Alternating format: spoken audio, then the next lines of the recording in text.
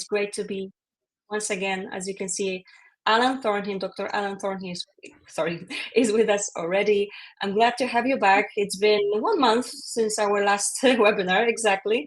So I'm glad that we will discuss this topic, because we already talked about choosing your clinic. We have been talking about IVF and finances, and today we will talk about another important topic for sure: personal boundaries in your fertility journey.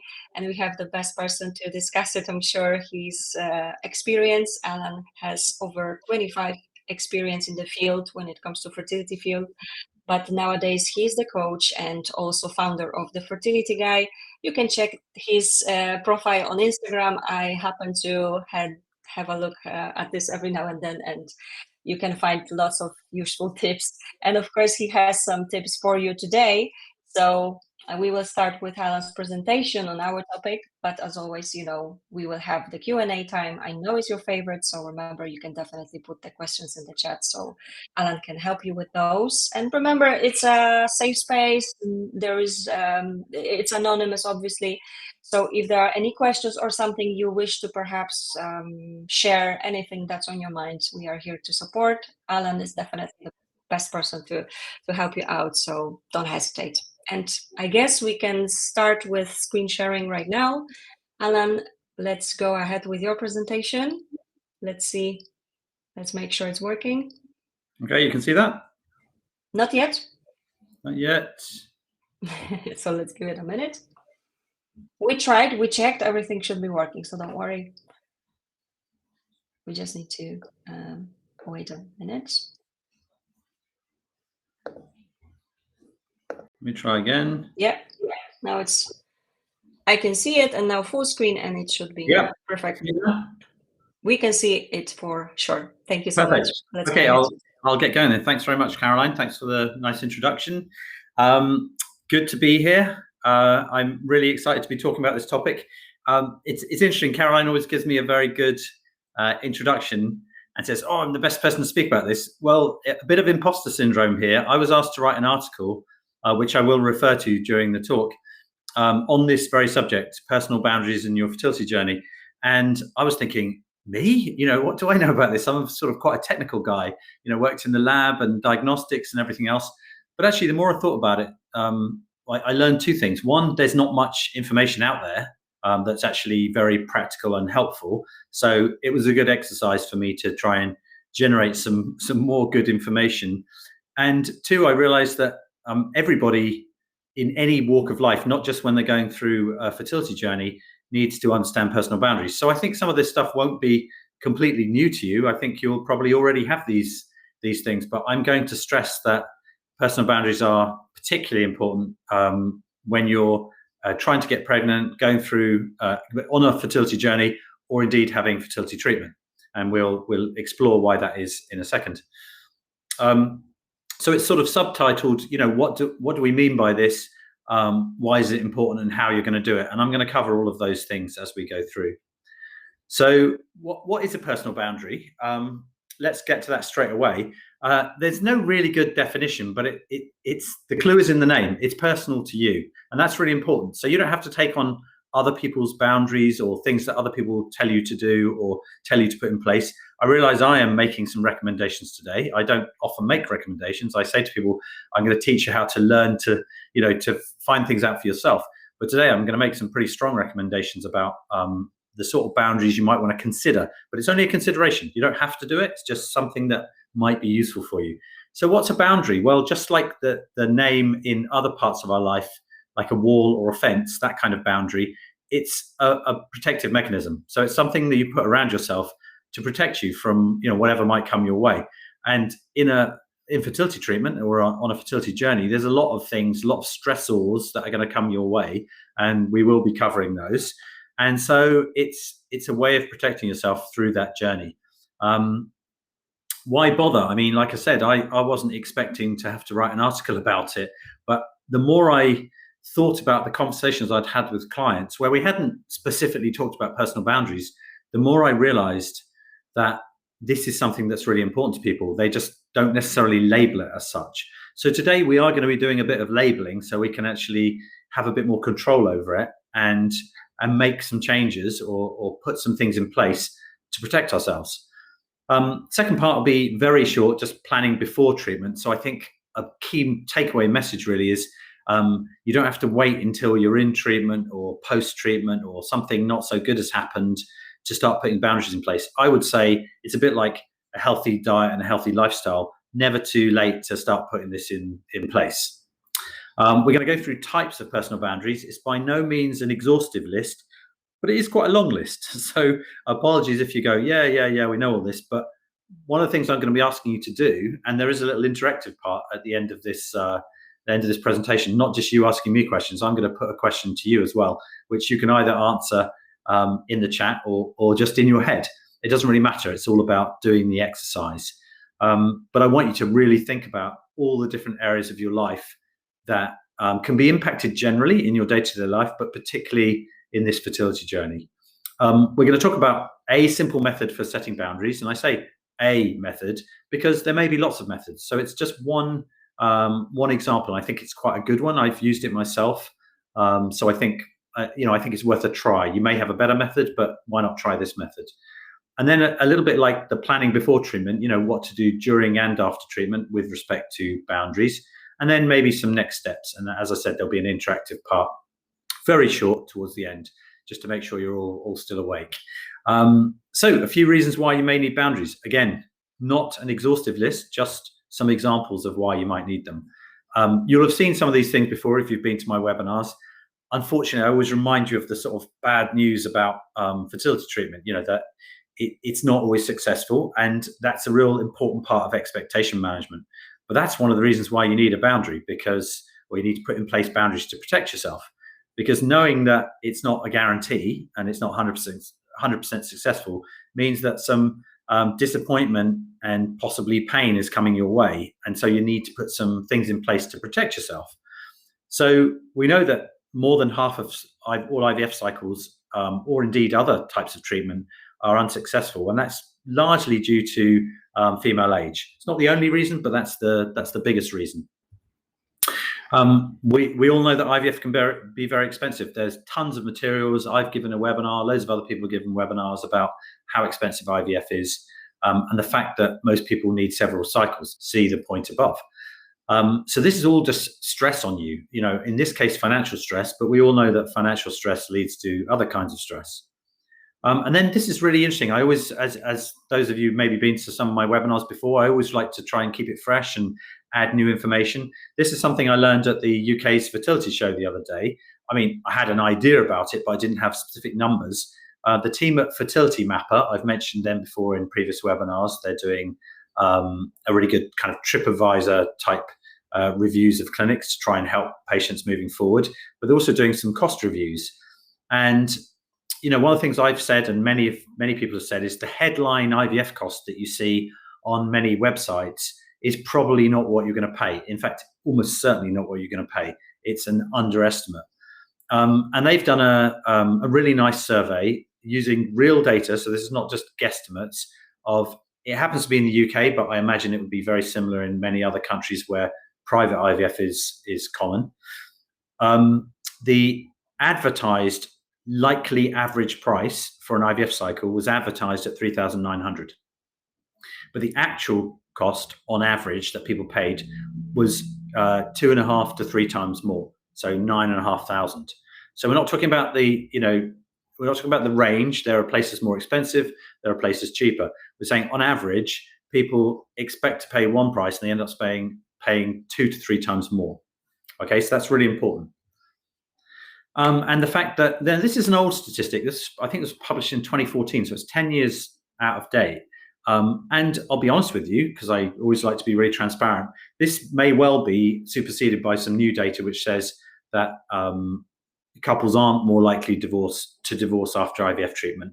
But the fact that this data came out 10 years ago and people were under stress and more likely to split up after treatment says, at the very least, it's something to be on your guard about. It's something that could put a lot of stress on your relationship.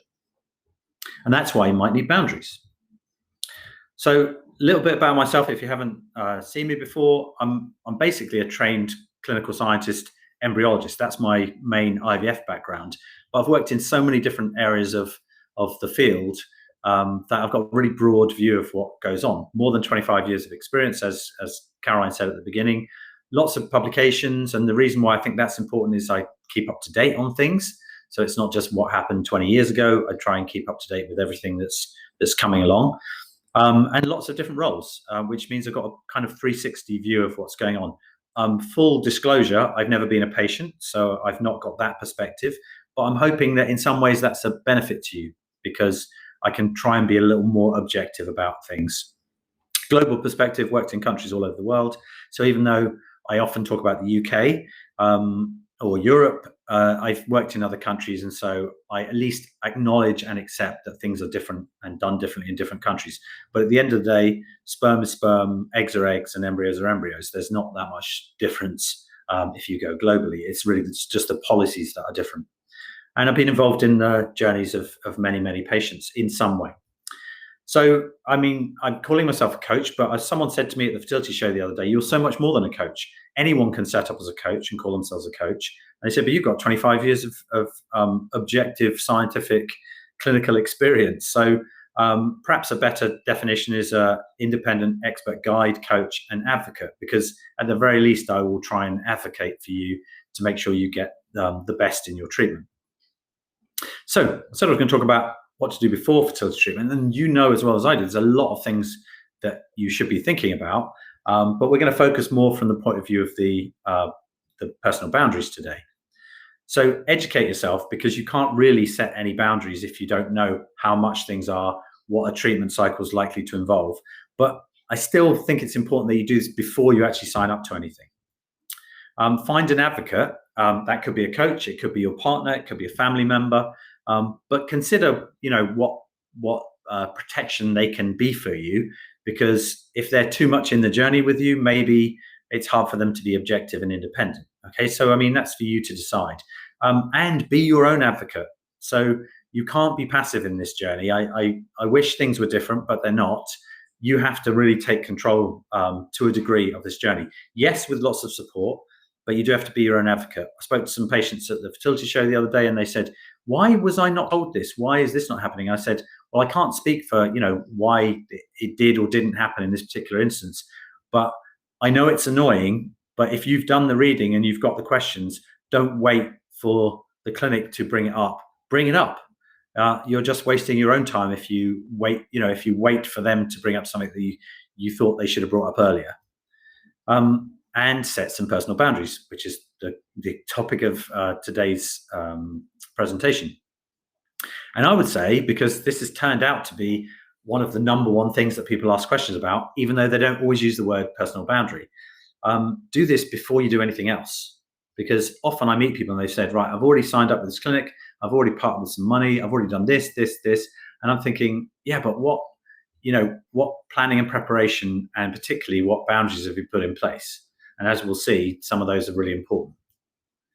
So here's some examples, okay? And obviously, a really good exercise, I think, if you haven't done this, is to make a list.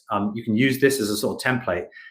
Make a list and see how it really relates to you. Because for some people, it might be a very minor thing, and they might say, that particular thing is not so important to me. But really, we're talking about emotional boundaries or emotional issues that maybe need a boundary. Because there's a lot of stressors, things that cause stress in this journey. Stresses on your relationship, just the medications themselves, not just the choice of them, but the effect they have on your body. It's like having a massive dose of hormones that you would normally experience, but at a lower level, at a much higher level. So that can have a huge impact on your moods, your behavior, and so on. And often your partner doesn't understand that. I've had a few conversations about that before. And then we'll be talking about self-care later, but things to automatically start thinking of what you can do to release that stress, whether that's yoga, getting away, reading, and so on. We'll come to that later. Physical stresses or physical issues to consider for making a boundary. What's the number of cycles that you'll consider having?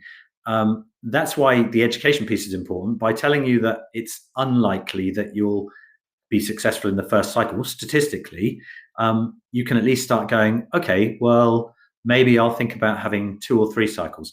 You can always change your boundaries later on, but it's worth not freestyling it right at the beginning, but saying, this is my boundary. This is what this is how far I will go in my first plan. And then we'll reevaluate that later on. What medications are acceptable to you? I've met clients who say, I'm totally happy to go with whatever the doctor says, and others who say, I want the absolute, least amount of medical intervention or pharmaceutical intervention.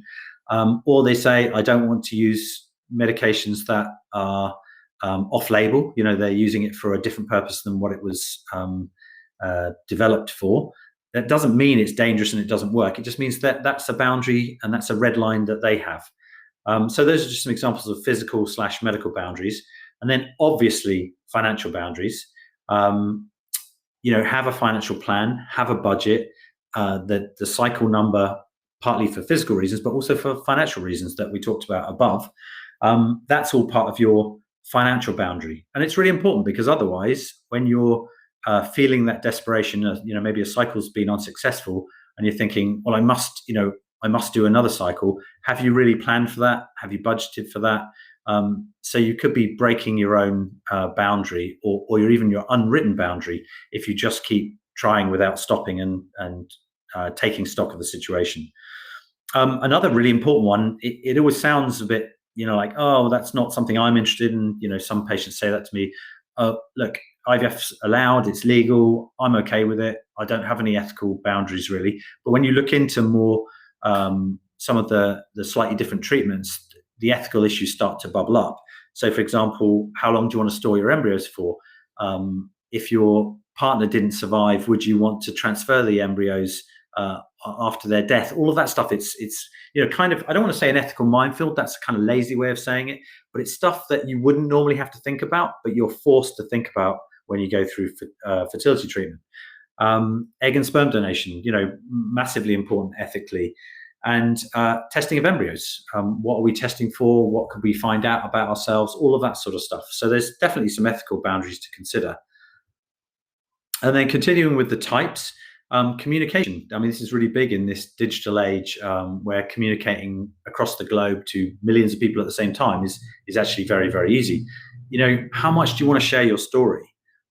These stories are very personal, can be very sensitive, can be very painful.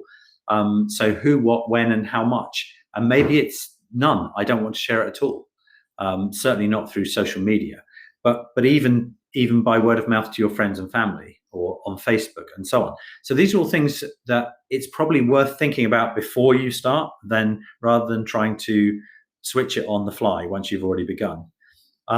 If we move to time, have you got a really good work-life balance? This is going to put more pressure on maybe an already tricky work-life balance.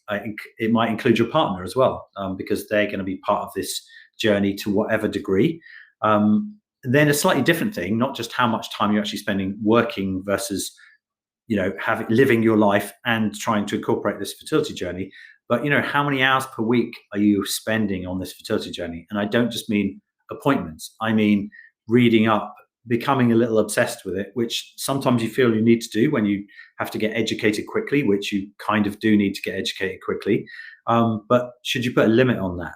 That might be better for your sanity and your mental health and your health generally. And this one's really important, the clinic. There's a lot of trust that goes into fertility treatment specifically, and that's fine and that's right. You do need to trust the people who are helping you on that journey. But it's very important, as I always say on all of my Instagrams and everything, make sure you're asking the questions. What are the risks, benefits, costs, and limitations? Okay. And the clinic needs to provide that information. That's a non-negotiable thing as far as I'm concerned.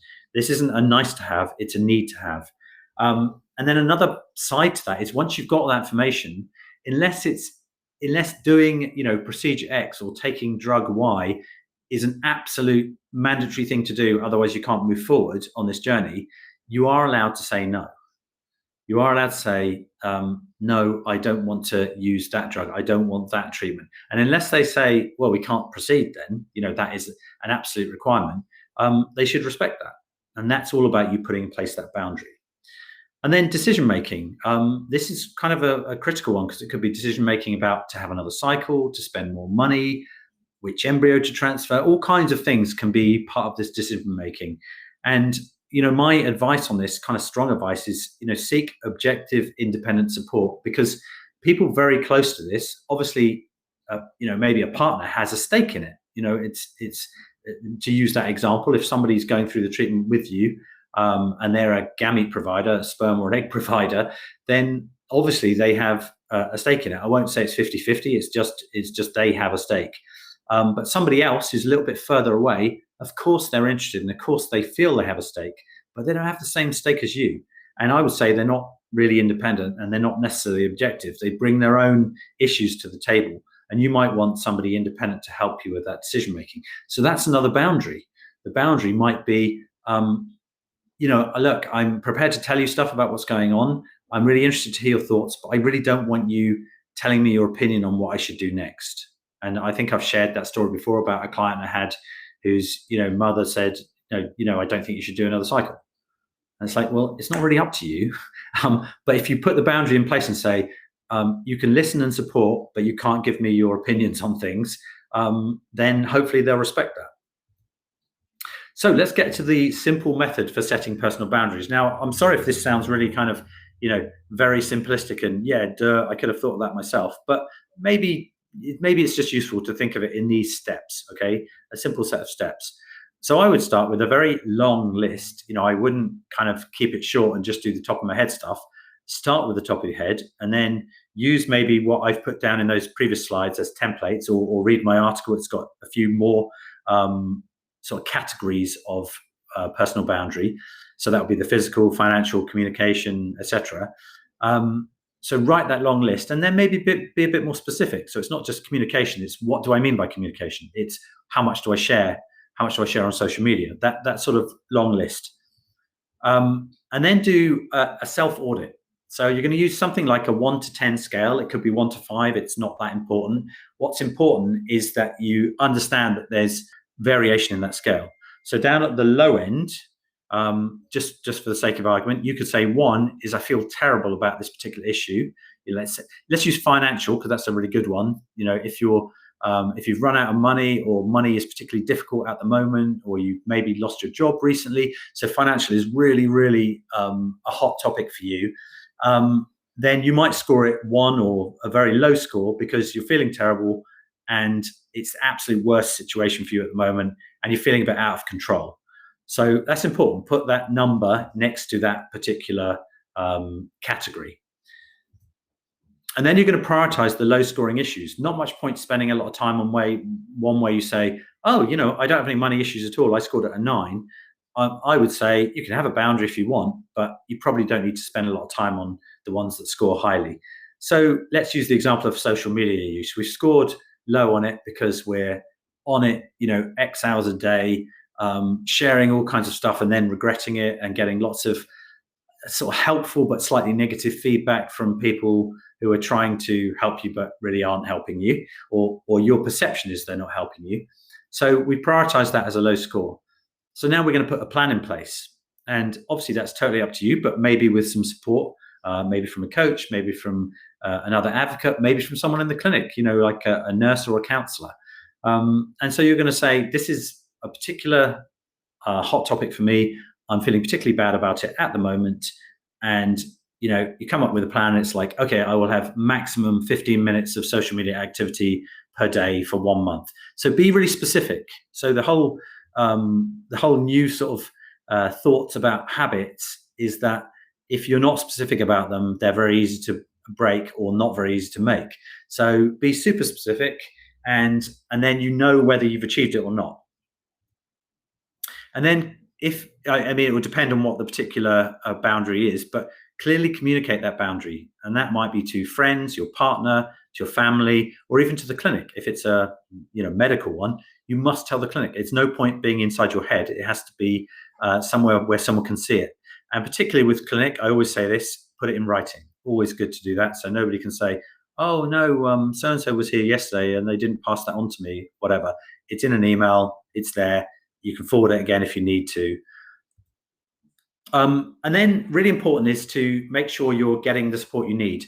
And that's a sort of combination of having a person to speak to, and that person to lean on, and self-care, looking after yourself. And we'll give some examples of that. I'm sure you know far better than I do, but we all have stress in our lives, and we all have to find our own way to deal with it.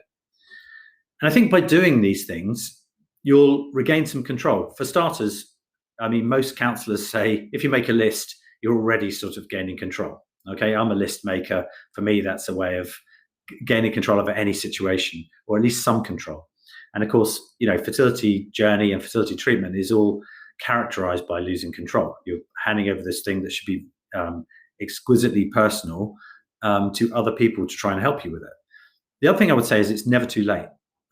So it's never too late to start putting in place some boundaries. And I think, at least for some of them, you'll start reaping rewards almost immediately. And with boundaries, be firm, that specificity that I talked about, and saying for how long, be firm about it, but be flexible once you've reviewed it. If you get past that month and you go, no, that's just not workable, and I've got some good reasons why it's not workable, then you can revisit it and change it, but then make another boundary, a new boundary. As with all things, communication is key. And to me, what equals good communication? It's clear, specific, and transparent. And the reason I say this is, if you're talking to a partner or to a loved one, if you beat around the bush and don't really say what you mean, and you expect them to kind of, intuit what you mean because they've been with you for a while, I don't think that's good enough. I think you have to say, this is what I need, this is what I want, can you help me with that? And that's with a, partner or family member, but also with the clinic.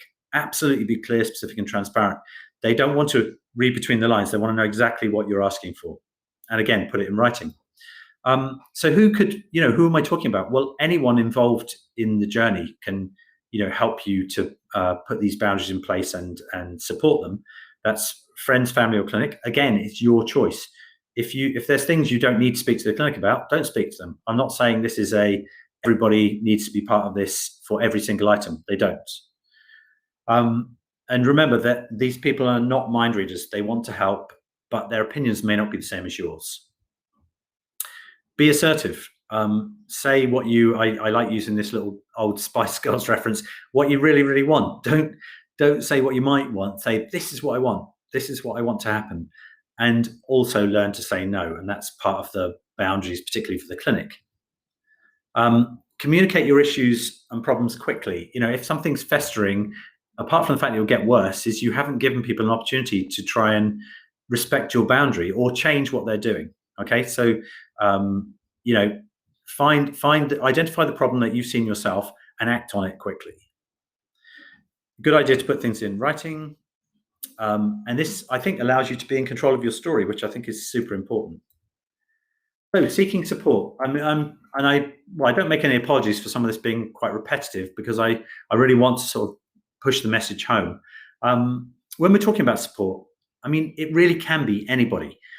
But you've heard me say before that friends and family are so important in this journey, but there's certain places where I don't necessarily think they're the best people. That might be different for you, but I'm thinking about situations in my own life, and some people are good for some bits of support and other people are good for other bits. And I think it's important that if you're going to be making all these lists about areas that you want boundaries in and support in, that you should say, these things, I think, my mum's good for that, my partner's good for that, my best friend's good for that. And they don't have to be all things to you. You can choose who you want for each bit. I think it's always worth having some professional being part of your journey. That could be a counselor, it could be a coach, it could be a mental health professional, depending on what the particular issue is. But what's good about that is they can bring some objectivity, independence, and that kind of distance.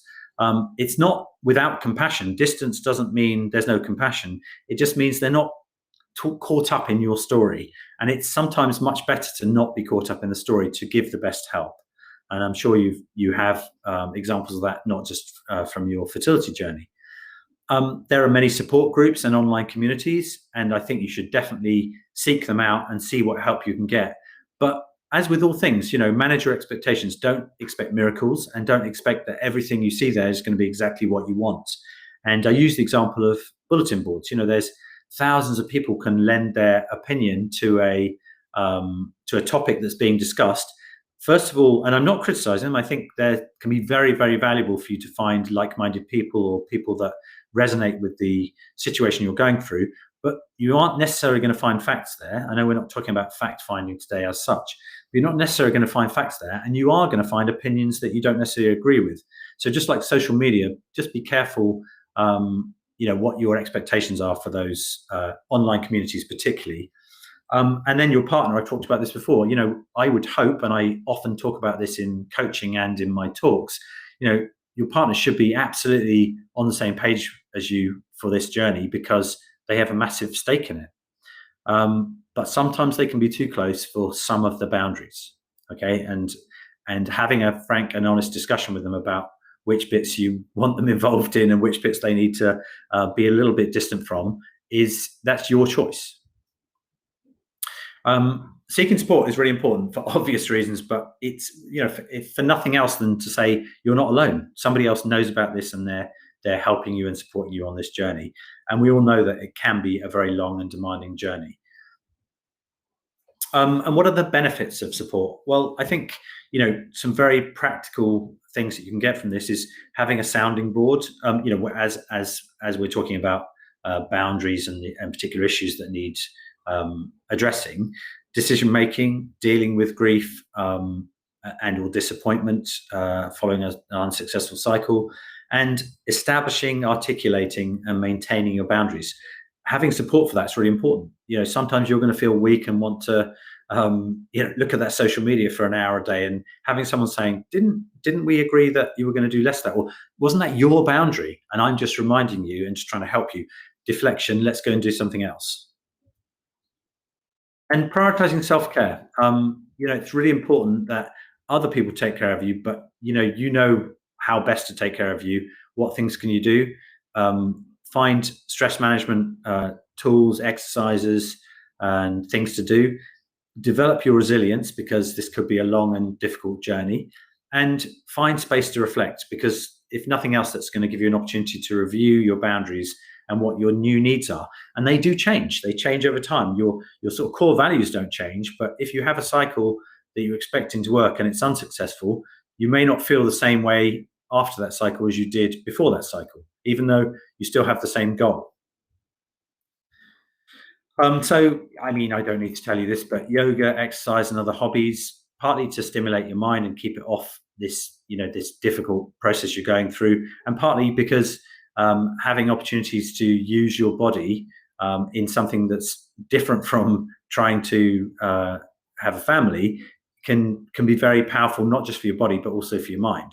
The benefits of exercise, meditation and mindfulness, getting away. So I know a lot of couples who say, right, we're just going on vacation. We just, we don't want to think about this anymore. We just want to enjoy ourselves and come back, when the stress is gone.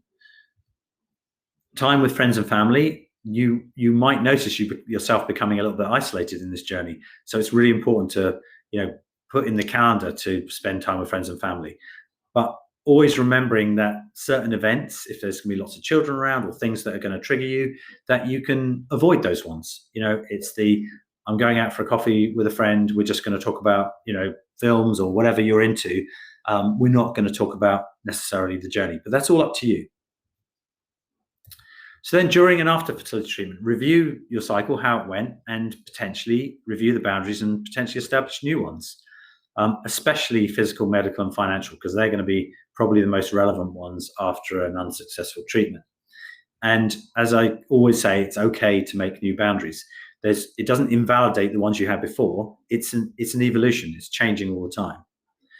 So I've got some resources there. I won't go through them all, but if you go to any of those places, you're going to find lots of information about advocacy, that's sticking up for patients, support groups directly for you, infertility counselling, and any of these. They're so helpful, the people who work at these places, that even if you had what appeared to be a sort of random question, I'm sure they would find you the answer. So that's why I've put them down and not a massive list of different resources. So here's your exercise. I promised you there will be a little bit of practical at the end. It's very simple. I want you to think about right now what area worries you most in your fertility journey, or what concerns you have most in your fertility journey. Just one thing. So you're thinking of the one that is the absolute worst. And the worst might not be scoring a 1 out of 10. I accept that, but just choose the one that you think might need the most attention. Okay, so your worst might be a 4 out of 10 at the moment, and everything else is an 8 or a 9. And ask yourself the question, do you have a personal boundary in place for this? You may not call it that, but you'll know what I mean after going through this talk. You'll go, okay, have I set some sort of boundary? Have I got a time limit? And I've been specific about it? And then you don't have to, but if you don't mind sharing, because I mean, it's basically anonymous, you're not giving any real detail, please write in the chat which boundary it is that is concerning you most and what number you've scored yourself. So I'm just kind of interested to see what kind of numbers people are coming up with. So obviously 1 is like super concerned, the alarm bells are really flashing. Anything above 5 is kind of like, I kind of got this. I realize that it's all relative, but sort of, anything 4 and under is kind of like, yeah, I think we have a problem here and we need to do something about it. If you've got it all under control, that's brilliant. And you can write something in the chat to that extent if you want. I just want to see whether people really do, are thinking about these sort of things, or it's kind of a non-subject. But the fact I was asked to write an article about it suggested to me it was something that nobody was really concentrating on. So please do that. I'll see the chat in a minute. I can't while I've got full screen on, but and I'm sort of asking you, what will your next steps be? I realize that many of you will be absolutely immersed in your journey at the moment, whether that's going through treatment or at some point along that treatment journey. But ask yourself, are you going to be thinking about putting boundaries in place or reestablishing or reviewing those boundaries? And as I always say, wherever you are in your journey, you can always book a call with me or anybody else, in fact. But I don't think you have anything to lose because it's absolutely no obligation, and I'm pretty sure you'll learn something. And I can't think of a person I've met where we've either hated each other or they've said, oh, I didn't get anything from that. Pretty much everybody says, oh, that's really useful. I mean, and I smile and they go on their way. So all it remains for me to do is say thank you and good luck. There's my details. Now I'm going to exit and see if there's anything in the chat, and I'm hoping you'll have some questions too. Thank you so much indeed, Alan. As always, thorough and all the good tips for sure. There are some numbers. We can go ahead with this first because that was your question to our audience. So as you can see, Michelle has said 6, Kelly 5, Andre 5, 6 when it comes to the question you have asked. So these are the answers. Of course, if you have some more questions, we have one of the questions here, but if there are more questions, there are some things you wish to discuss, let us know. We are here for you. Alan is definitely here to share his expertise as well. Okay, so let me go to the first question. You can see it, I think, but let me just read it for everyone who's just listening. So during family gatherings, people often ask when we're going to have kids or share their opinions on our fertility choices. What are some strategies to handle these questions gracefully without feeling pressure to disclose more than I'm comfortable with? Does anyone else have some similar experience? I believe this is something that's quite often the case. What's your take on this? Okay, I think there's a number of different ways of dealing with this, and I'm not saying I have all the best answers. I think it is probably very specific to the situation, specific to the particular family. I think, and I'm just going to throw out some strategies, and I'm not saying they would all work or they would all be right for you, but for some people they might be. Depending on the size of the gathering, I might, whoever's sort of organizing it, I might say to them, well, look, you've invited everybody. Do you want to say to everyone, we're having some issues with this at the moment, and we'd rather not talk about it. So in advance, they have that conversation, and they say, look, X and Y are coming to this. They don't want to talk about it. So can you, keep off the topic? That's one way of dealing with it. Another, and that's not for everybody. I understand that. It feels like you're kind of drawing attention to it by telling everyone not to talk about it. Sure. I think another way is just not shutting down the conversation, but saying, do you prefer if we don't talk about this today? And so you've made it really clear what you want, but you haven't got emotional about it. You haven't got upset with them. You haven't triggered them to get, angry, or you know what I mean. You're just saying, this is not a topic I want to talk about today, or we're just here to enjoy ourselves today, or we're having a break from thinking about it, which might be a little bit of a white lie, because of course you're thinking about it quite a lot, but you're sending the message to those people, this is not something we're going to spend our time talking about today. The one where unsolicited opinions, I think that one is quite difficult, because as soon as you get into a conversation, people can't help but tell you what their opinions are and the choices they would love to make for you. And I think the only way of dealing with those things is for somebody who might be a third party, it might be your partner, depending on how they feel about it, saying, in advance, we're not looking for any opinions, so we'll tell you what's going on, but that's it. That's the limit. It's tricky though. Not just anything. Well, you know what it's like when you haven't seen someone for a long time and you ask about someone, say, "Oh, you still with so and so?" And they go, "Oh no, we broke up," or so and so died, and they had no idea. So you can sort of forgive people for not having all the information, and one way of dealing with that is to give that information in advance. Using a particular person to deliver that information, which might be the organizer. But I know it feels very artificial to have to do that. I don't know if anyone else in the room, has some other suggestions. You could always put them in the chat. I hope that's helpful. But I'm sure also if you look online, and I always talk about how good is the information online. This is one where you get to read other people's opinions and choose which one you think would work for you. So if you honestly, if you Googled or maybe even used ChatGPT, and I honestly think I will do it afterwards, actually, you'd probably get some very interesting answers. So if you wrote in exactly what you've put as a prompt and said, what are some good strategies for dealing with this? Anything that anyone's ever written online about this, you'll get some of those answers. And the reason I'm not giving you one answer is A, because I probably don't know the best answer, but also because there's probably lots of ways to approach this, and some of them are going to be right for you and some of them are not.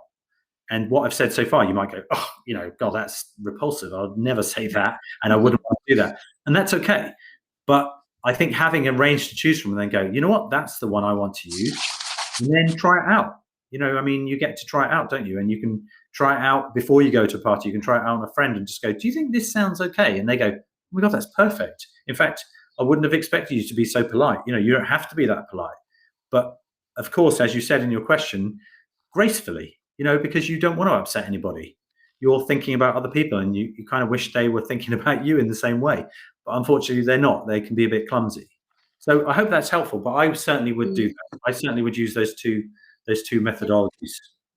Definitely. I believe it was useful. This is a question that, you need to, you gave the tips, but of course everyone has to have their own kind of way of doing this, right? So thank you so much, Maria, for this question. If there's anything else, sorry. And if there's anything else you wish to add, we still have time. So of course we are here for you. If not, we will be finishing. But of course, I also want to add that Alan is also available for some other. I'm sure he would be available to have a online consultation, for example. So if there's anything else, go ahead, type this in right now. If not, we will be finishing. But before we do that, let's give it a minute to see. Alan, you also mentioned this, you also provide some consultations, perhaps where you can give us some options and we will be able to see if we have more questions or not in the meantime. Well, while we're waiting to see if there's another question, and I realize this is all sort of really personal. I mean, all of it's really personal, but maybe people are more used to asking me quite technical questions. So I understand why there may not be a lot of questions on this, and it's more like something you would probably have a discussion about and say, this happened, what's your take on this? What can I do about this? But I have a question for the people who kindly answered with those numbers. So my question to the people who, put down, I can see 5s and 6s, is what you didn't say what the category was, and that's fine. You don't have to, but if you did, that might be helpful too. What would you like that number to be? Like for you, maybe 6 is okay. And I'm not judging it. I'm not saying 6 is good or bad. I'm just saying that's what you scored it. But where would you like it to be? Would you like it to be, is 10, unrealistic? And actually I want a solid 8 or 9, or is 6 fine? You see what I mean? So I'm just trying to gauge what you think about it. Because if you said that's the worst, 5 or 6, then that suggests that your others are 8 or 9, which, sounds great. But do you want the 5s and 6s to be up in the 8s, or actually they're fine? They're okay at 5 and 6. That's kind of my question. Mm-hmm. If you can type this in, that'd be great. So we can give you some more tips. But if you don't feel like it, of course, that's understandable as well. Don't worry. So let's give it a second to see. Someone is typing, so just give it. Typing, great. Yeah. I'm not sure here. Sorry. Let's see. Someone is typing again. So. Okay. So yeah. I'm not sure what successful means. I don't know if I know what that means, but financial, obviously, I completely understand that. And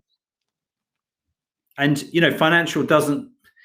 Of course, it's related to whether your situation is better financially, but it's about putting the boundary in place. It's about how you're feeling about it, and as with all things, having a lack of control is the most painful thing.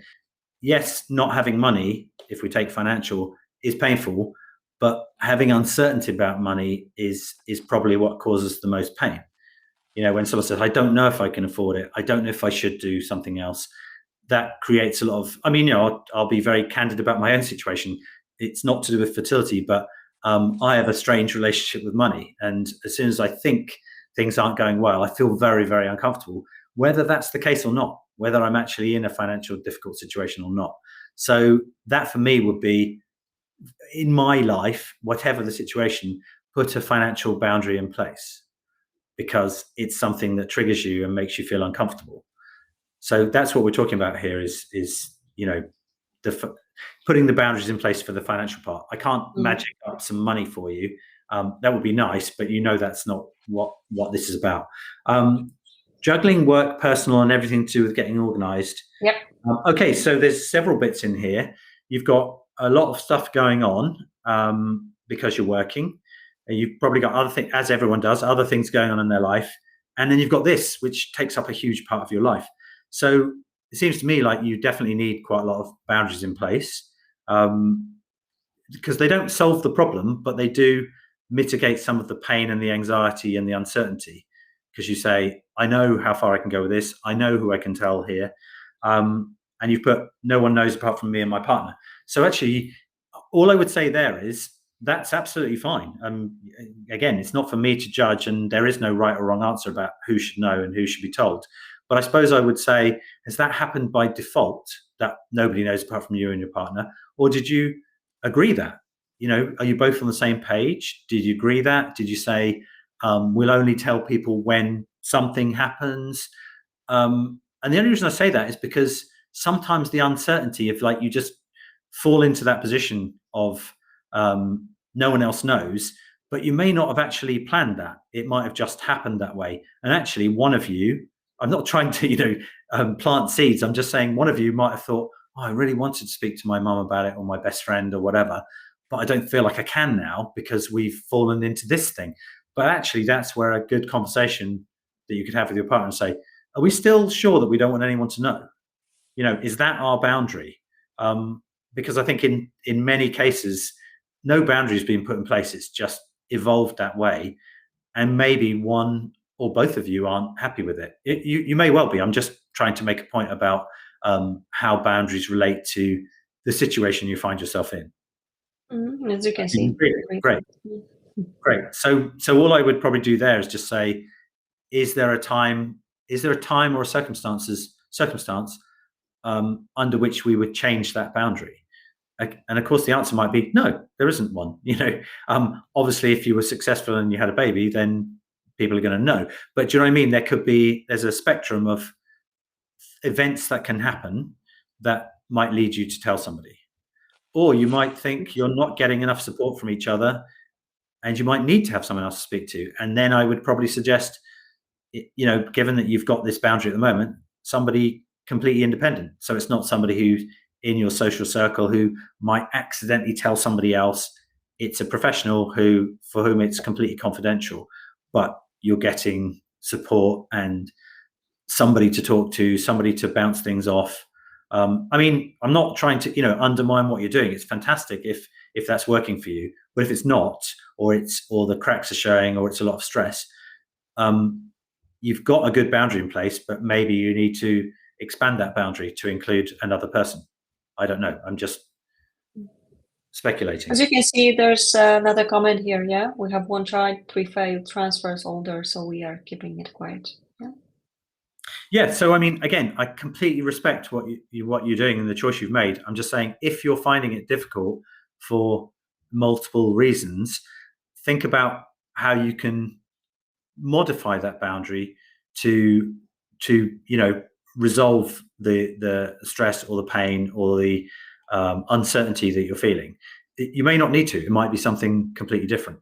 But I would say that you're probably feeling a lot of stress after 3 failed transfers, and you might be fearing. I don't want to just speculate, but just let's pretend it's someone else. You might be thinking, we've got a child and someone's going to judge us. In effect, the NHS judges people when they've already got a child. It says they're not eligible for treatment. So you might feel like someone will go, why are you doing this? You've already got a child.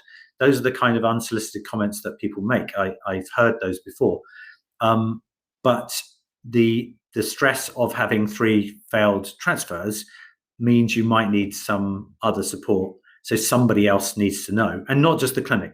Sometimes the clinic are too involved in it, and there's a friendly ear there, but they're part of it. And somebody completely independent can say, well, what are you worrying about? What's your biggest fear? What are you going to do next? How far are you going to go with this? So that's the only reason why I talk about, is there someone else you can share it with? Thank you so much indeed for another comment here. And I believe we will be finishing. I don't see more questions, but I would like to thank everyone for joining us today, for sharing as well. Thank you a lot, of course, and I believe it was useful. Alan, lovely to have you. We will be back in June. As you can see, thank you is coming up your way here as well. There are someone is typing, so we can still take a look. But I just want to mention that Alan will be back. We will have another event on the 16th of June, so stay tuned, and I'm sure it's going to be an interesting session as well. Yeah. Okay, yeah, sorry, I just wanted to see. Thanks, Alan, for adding this. And any final words before we finish? No, I just think, it looks like some of you have got things together, but it never hurts to review them. Okay, so if you haven't done it, please do it. I think it will be useful for you. If you've done it, as our very helpful questioner and answerer put in the chat, if you've already done it, just say, is it working for me? Because if it's not working for you, it's time to change it, and it might need a tiny tweak, and that's all. But you owe it to yourself to do that. That sounds about right, for sure. Thank you so much indeed. And I also want to remind everyone that after we finish, you will be redirected to our survey. So please have a look at this. It will take 1 minute and 30 seconds. So just share your feedback with us. This is only so we can improve. So it would be great if you could do it. Those are very simple questions, so I hope you will be able to do so. Thank you so much, everyone. Have a lovely evening. We will be back next Tuesday. We have another event, so go to our website, myivfanswers.com. There you will find all upcoming events. Thank you so much, Alan. See you soon, and have a great evening, everyone. Thanks, everyone. Bye. Have a great evening. Bye-bye. Bye.